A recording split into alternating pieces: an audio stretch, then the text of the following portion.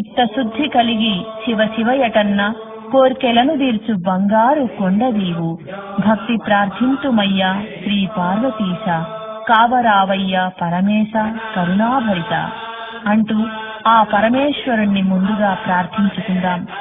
పవిత్ర గంగాజలంతో పరమశివునికి అభిషేకం చేయడం అత్యంత ప్రధానమైంది.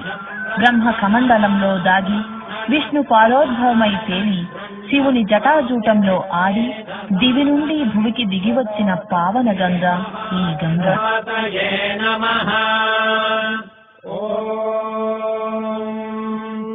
హిరణ్యవర్ణాశ్రుజయః పావకాయా సుజాతః కశ్యపో యాస్మింద్రః అగ్నీయా గర్భం దధిరే విరూపాస్తానా పశ్యగ్రస్యోనా భవంతో.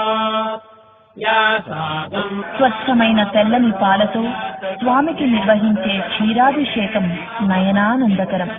ఈ క్షీరాభిషేకం దర్శనంతో తమ జన్మ జన్మల పాపాలను కడుగుతున్నట్లుగా భక్తులకు దివ్యానుభూతి కలుగుతుంది. మనస్సు ప్రశాంతత పొందుతుంది. తెల్లని పాలధారలతో ప్రకాశించే ఆ నీలకంఠేశ్వరుని రూపం నిత్య స్మరణీయమైనది.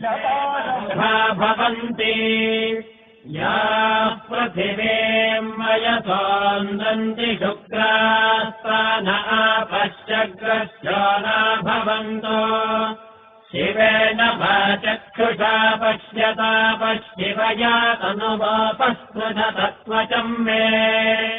సర్వాగం అగ్నేగం రప్సుషదో హువే గోమయివచ్చోపనమో జోనిధత్త యదధస్సం